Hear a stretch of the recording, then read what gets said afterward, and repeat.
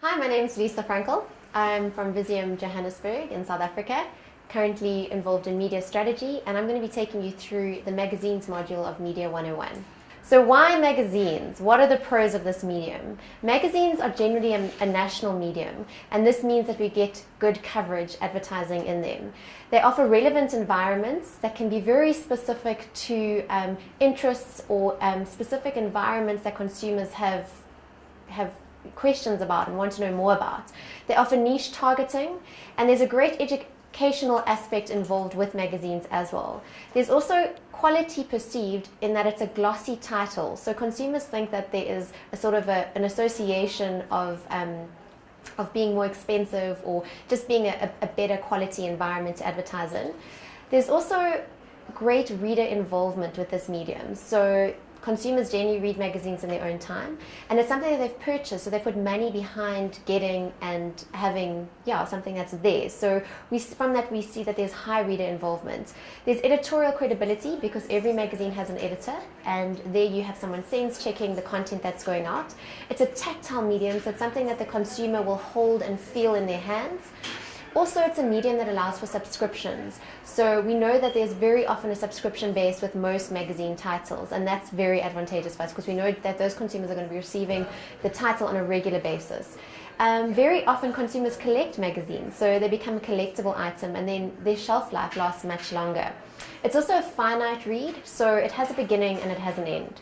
Why wouldn't you choose magazines? Niche titles can be expensive, and there are also longer lead times involved with magazine advertising. You have your material deadlines that are very often 2 months prior to the publication being out on street. Also time depletion. Readers and consumers in today's world are very, very busy, and it's a question of do they have time to really engage with this medium and give it a thorough read. We're also concerned about the clutter. There are a number of advertisers that tend to advertise in magazines, so that's something else that also needs to have a look at. Are you advertising, where there's so many consumers or so many advertisers putting out so many messages to the consumers? Do you not maybe want to consider an environment where there is less clutter? We also find that creative solutions, so outside of our standard formats, become very expensive.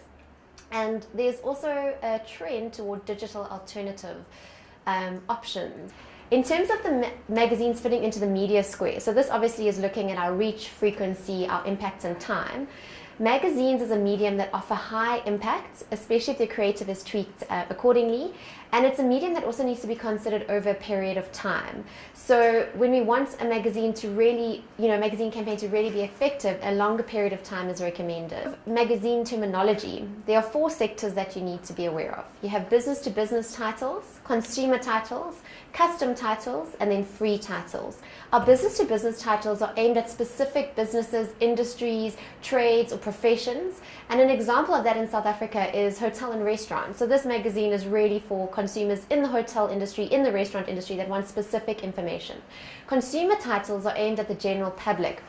And these generally have a broader or a more specific a broader interest group, and sometimes they're specific, but it's usually aimed at a much bigger audience. And an example of that is Men's Health. So you'll have men of all different kind of demographic and psychographic reading this title, so we're speaking to a much broader audience.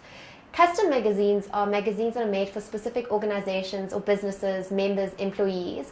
And an example of that in South Africa is Discovery Health magazine. Discovery is a medical aid, and they publish a health title that goes out to all of their clients. Lastly, you have free magazines, and these magazines have no cover price. An example in South Africa is the Get It magazine. We have a Get It magazine in a number of cities throughout South Africa, and they offer information on the city and information on what to do in the area. And those are given to consumers for free, usually at coffee shops or tourist information desks, etc. Further terminology terms that are quite important to understand for media is your print order or your print run. You'll hear this word quite often if you're working in the magazine domain, and this is the physical number of copies of the publication for any given issue. So that's exactly how many copies were printed. You then have distribution. This is the number of titles that were actually dispersed. So they may have printed 20,000, but only 15 or 18,000 of those got delivered to consumers or to businesses, or wherever the distribution pattern may be. Circulation often gets confused with readership. so it needs to be watched quite carefully. This is the total number of copies that can be proved to have been received by individuals or groups of individuals. So there's proof behind. We printed 20,000 copies, but we know that 18,000 were delivered to specific consumers. In South Africa and in many countries globally, we have the Audit Bureau of Circulation, which is termed ABC, and I've included a logo on the presentation for you to see what that looks like.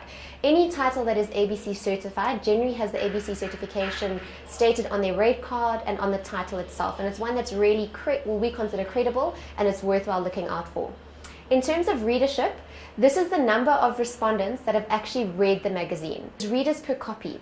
So that's the number of the number of readers per copy is calculated by the total measured audience divided by circulation. And this is our actual number of consumers that have read the title. Quality of readership is something that's very important to consider, and this is actually the planner's responsibility or the strategist's responsibility in terms of title selection. So you need to know there, am I wanting to speak to more people, or do I want to have a more quality audience? So is it a thing of quantity? There you would have a look and say, okay, how many consumers are receiving this title? Quality, is this a very niche environment where few people are going to be interested, but those that are interested are going to be very, very interested in the content. And that's usually our trade titles that we shift towards a quality space. Our specialist or trade titles will be the more niche targeted environments. Circulation with a good subscription based is also considered more valuable. So if you see the media owner says to you, right, we've got 20,000 consumers reading this title, but 15,000 of these are subscribers. Fantastic. 15,000, there's a guarantee receipt of 15,000 of these magazines every single month. It's one that will have a higher quality score and therefore be more considerable for the campaign, depending on what your campaign objectives are. In terms of media extending beyond just the print title, which we see a lot of today, what's important to note is that magazines attract a very unique audience. So, you usually have a specific group of consumers that follow your title, that purchase it monthly. And what media owners have done today is they've decided to capitalize on that audience that they have. So to take advantage and make use of the audience that they currently have. And therefore we start to see extensions of this medium, and we start to see 360-degree solutions. So some examples we have are websites. For example, Africa Geographic's websites. On this slide, you can see they've created a stunning website where consumers can go and engage and gain more information on the website. We also see magazines running competitions where consumers can phone in or SMS in, generally SMS or email in, and they can win prizes. Web letters, there's an example from Destiny Magazine in terms of web letters that are sent to consumers' inboxes, so those are emailed through to them. For example, Destiny Magazine in South Africa has a weekly newsletter that goes out to consumers, and there they can click through to their website, engage, and Destiny Magazine is really an example of a magazine that's capitalized on their 360-degree solutions. They've also got online mentorship groups that they run, and they've really looked beyond just the print title. We also now see digizines. The bottom image is an example of a digizine. You can go through to this website and have a look, but the magazine will then be in digital format, and consumers can scroll through and have a look at the magazine on site. There, it also allows for click-through to website, click-through for competition, so you can get some really nice creative options coming through there. Other examples include social media, so we see Facebook, we see Pinterest, we see Twitter. Also, YouTube's become a popular space, magazines actually creating their own YouTube channel. We also see mobile opportunities where we have Mobi sites and consumers engaging with the magazine brand from a mobile point of view. Lastly, we see events and activations that magazines do, and exhibitions and conferences. I'm now going to take you through magazine rate cards.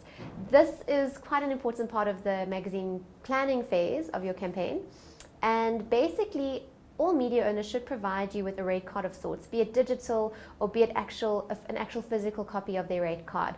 On this rate card, it's mandatory that information be provided in terms of the sizes that they can offer you and also the cost for these sizes in their advertising spaces.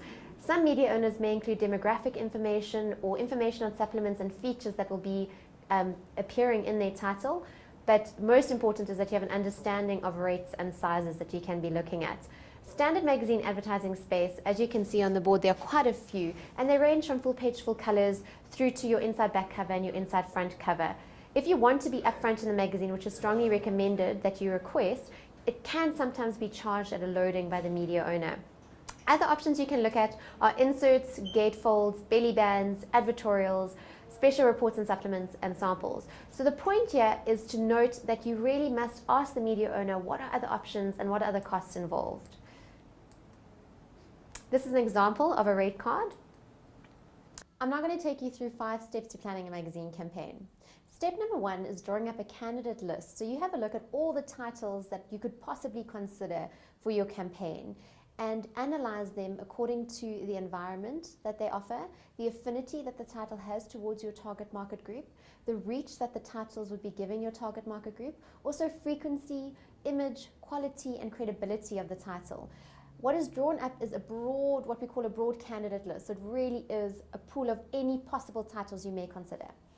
In the next step, step 2, you'll have a look at the specific selections of the titles. So we'll compare one title with another, looking at niche versus mass reach, readership, duplication. Once you've made a decision in terms of which are the key titles you want to definitely include in your campaign, you move to step 3.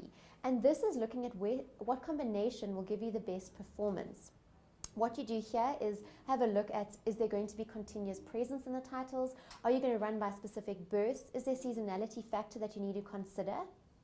Once you've done that, you move on to setting performance objectives. Industry's tools help you to determine what the overall reach, what the overall opportunity to see, the overall GRPs, and the overall cost per thousand will be. Here it's quite important that you find out what industry tools again are available to you that you can use to help build your objectives for the magazine campaign. Lastly, you have a look at what added value and multi-platform opportunities there are to use.